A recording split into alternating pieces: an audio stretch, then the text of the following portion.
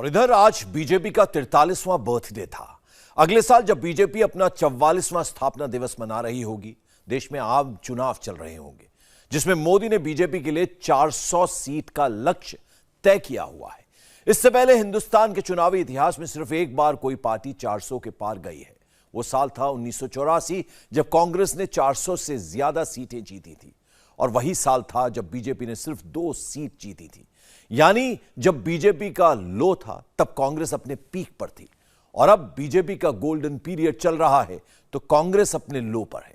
पर बीजेपी मानती है कि उसका पीक आना अभी बाकी है, और वो पीक होगा 2024 में लोकसभा की 400 से ज्यादा सीटें जीतना। पूरी रिपोर्ट देखिए।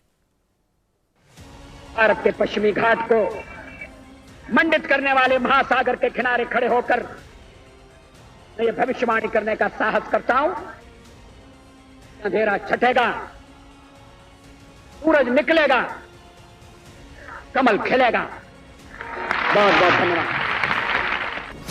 अटल बिहारी वाजपेयी की इस भविष्यवाणी को आज 43 साल हो गए।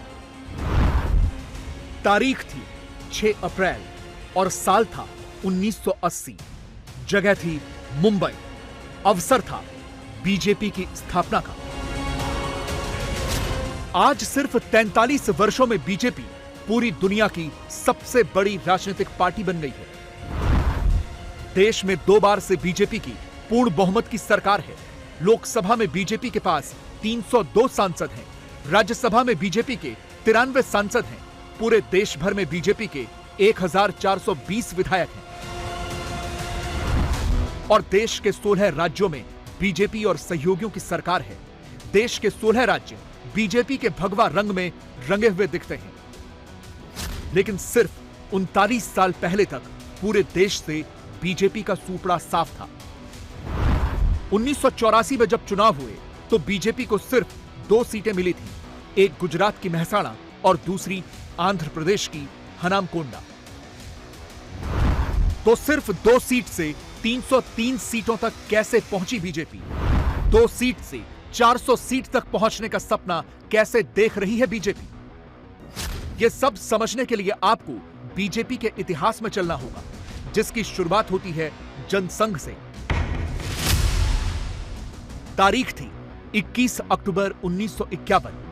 नेहरू की सरकार से इस्तीफा देने के बाद श्यामा प्रसाद मुखर्जी ने भारतीय जनसंघ की स्थापना की। 1952 में पहला आम चुनाव हुआ तो जनसंघ को सिर्फ 3 सीटें मिली। जब जनसंघ का जन्म हुआ था तो हमारे पास न ज्यादा सियासी अनुभव था, न साधन थे, न संसाधन थे, लेकिन हमारे पास मातृभूमि के प्रति भक्ति, हमारे पास लोकतंत्र की शक्ति थी। जो देश लोकतंत्र की जननी हो, मदर ऑफ डेमोक्रेसी हो, उसकी जनता के नीर क्षीर विवेक पर प्रारंभ से हमारी आस्था रही है, और दिनों दिन वो आस्था और मजबूत होती जा रही है। इसलिए जनभावना, जन आकांक्षाओं को ही हमने भाजपा की चेतना शक्ति बनाया है। हमने राष्ट्र प्रथम, नेशन फर्स्ट के मंत्र को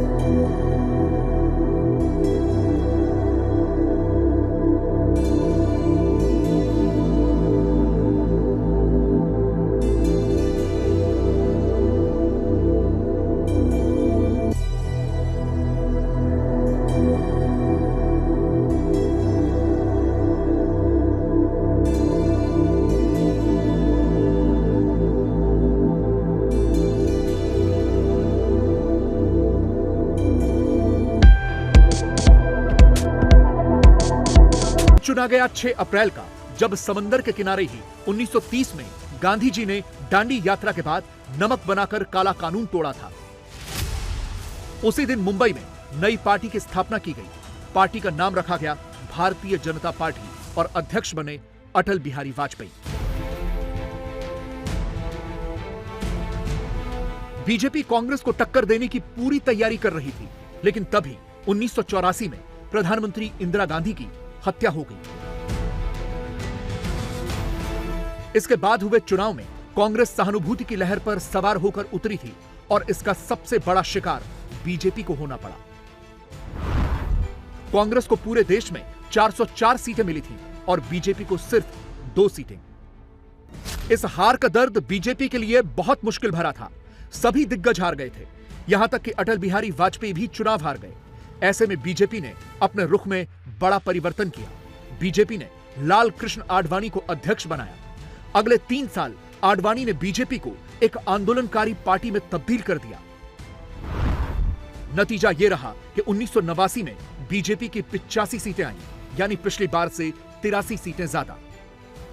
विश्व हिंदू परिषद के आंदोलन के बाद आडवाणी की अगुवाई में बीजेपी ने भी राम मंदिर को अपने एजेंडे में शामिल कर लिया। आडवाणी समझ चुके थे कि देश में अब कांग्रेस अजेय और अपराजेय नहीं रही। इसीलिए आडवाणी ने अयोध्या में राम मंदिर के लिए देश भर में रथ यात्रा का ऐलान कर दिया। बीजेपी को तुरंत इसका सियासी फायदा भी मिला। 1991 में यूपी में बीजेपी की पूर्ण बहुमत की सरकार बनी और लोकसभा चुनावों में भी पार्टी को 120 सीटें मिली। इसके बाद 1992 को अयोध्या में विवादित ढांचा ढहाया गया, जिसका सीधा फायदा बीजेपी को मिलता ही रहा। 1996 में जब लोकसभा चुनाव हुए तो बीजेपी 161 सीटें लेकर सबसे बड़ी पार्टी बनी। मैं अटल बिहारी वाजपेयी ईश्वर की शपथ लेता हूं। अटल बिहारी वाजपेयी पहली बार देश के प्रधानमंत्री बने, लेकिन बहुमत नहीं जुटा पाए और सिर्फ 13 दिनों के बाद इस्तीफा देना पड़ा। बीजेपी को समझ आ गया था कि ज्यादा दिन तक अछूत बने रहना अच्छी बात नहीं है। संयुक्त मोर्चा की 2 सरकारों के बाद मध्यावधि चुनाव के लिए एनडीए बनाया गया। शिवसेना, समता पार्टी, बीजू जनता दल, अकाली दल और एआईएडीएमके से समझौता हुआ। 1998 में चुनाव हुए तो बीजेपी को 182 सीटें मिली। वाजपेयी दूसरी बार देश के प्रधानमंत्री बने, लेकिन 13 महीने बाद जयललिता ने समर्थन वापस ले लिया और 1 वोट से अटल बिहारी वाजपेयी की सरकार फिर गिर गई। लेकिन वाजपेयी गठबंधन की राजनीति को समझ चुके थे और जनता का विश्वास भी बीजेपी पर ही था। इसीलिए जब 1999 में फिर से चुनाव हुए तो बीजेपी और गठबंधन को फिर बहुमत मिला। बीजेपी को फिर से 182 सीटें और एनडीए को 303 सीटें मिली। वाजपेयी एक बार फिर से देश के प्रधानमंत्री बने और अगले 5 वर्षों तक बने रहे। लेकिन इसके बाद पहले 2004 और फिर 2009 में बीजेपी की हार हुई और कांग्रेस की अगुवाई में यूपीए की सरकार बनी। 2004 में बीजेपी को 138 सीटें ही मिल पाई और 2009 में बीजेपी 116 सीटों पर आ गई। संघ और बीजेपी को यह संदेश मिल चुका था कि अटल आडवाणी का दौर चला गया है। इसीलिए बीजेपी को एक बड़े ऑपरेशन की जरूरत थी। एक नया चेहरा चाहिए था, एक ऐसा चेहरा जो कांग्रेस को चुनौती दे सके, एक ऐसा चेहरा जो पार्टी को एकजुट कर सके, एक ऐसा चेहरा जो लोगों का विश्वास जीत सके। और फिर सामने आए नरेंद्र मोदी। सामने नरेंद्र मोदी का चेहरा था। कांग्रेस के खिलाफ एंटी इनकम्बेंसी थी, भ्रष्टाचार के आरोप थे, मोदी का सेट नैरेटिव था। मोदी ने जनता की नब्ज पकड़ ली थी। भारत माता की वंदे। 282 सीटों के साथ मोदी ने इतिहास रच दिया। 2009 की तुलना में बीजेपी ने 166 सीटें ज्यादा हासिल की थीं। 30 वर्षों में पहली बार किसी पार्टी की पूर्ण बहुमत की सरकार बनी। 2014 में जो हुआ वो केवल सत्ता परिवर्तन नहीं था। 2014 में भारत के लोगों ने भारत के पुनर्जागरण की नई यात्रा का शंखनाद कर दिया है। 800 साल से ज्यादा की गुलामी से बाहर निकलकर एक राष्ट्र अब अपना खोया हुआ गौरव पाने के लिए फिर से उठ खड़ा हुआ है। और इस प्रक्रिया में दशकों से चली आ रही बुराइयां, चुनौतियां धीरे धीरे कमजोर पड़ती जा रही है। अब देश पंच प्राणों की शक्ति से आगे बढ़ रहा है। 2014 में जब मोदी सत्ता में आए थे तो बीजेपी और सहयोगियों की देश के सिर्फ 7 राज्यों में सरकारें थी। मध्य प्रदेश, छत्तीसगढ़, गुजरात, राजस्थान और गोवा में बीजेपी की अपनी सरकार थी, जबकि पंजाब और बिहार में बीजेपी के सहयोगियों की सरकार थी। बीजेपी ने धीरे धीरे देश के कई राज्यों पर कब्जा किया। त्रिपुरा, हरियाणा, असम और नॉर्थ ईस्ट के राज्यों में बीजेपी ने पहली बार सरकार बनाई और आज बीजेपी और उसके सहयोगियों की 16 राज्यों में सरकारें हैं। अरुणाचल, असम, गोवा, गुजरात, हरियाणा, कर्नाटक, मध्य प्रदेश, मणिपुर, त्रिपुरा, उत्तर प्रदेश और उत्तराखंड में बीजेपी के अपने सीएम हैं, जबकि महाराष्ट्र, मेघालय, नागालैंड, सिक्किम और पुडुचेरी में बीजेपी गठबंधन में है। बीजेपी के इतिहास में मोदी के साथ अमित शाह का नाम भी बहुत बड़े अक्षरों में दर्ज है, क्योंकि जब वो बीजेपी के अध्यक्ष थे तो बीजेपी दुनिया की सबसे बड़ी पार्टी भी बनी, 21 राज्यों में सत्ता तक भी पहुंची। बीजेपी पीछे मुड़कर देख ही नहीं रही है। मोदी ने बीजेपी को चुनाव जीतने की मशीन बना दिया है। 2014 के बाद मोदी 2019 का भी चुनाव अपने दम पर अकेले ही जीत गए। 2019 में बीजेपी को 303 सीटें मिली। इतिहास में पहली बार बीजेपी को इतना बड़ा बहुमत मिला। मोदी ने कार्यकर्ताओं के साथ साथ देश को भी बताया है कि उनकी सफलता का राज क्या है, आखिर क्यों लोग बीजेपी पर भरोसा करते हैं। भाजपा ने लोकतंत्र की कोख से जन्म लिया। भाजपा लोकतंत्र के अमृत से पोषित है और भाजपा देश के लोकतंत्र को, देश के संविधान को मजबूत करते हुए समर्पण भाव से दिन रात देश के लिए काम कर रही है।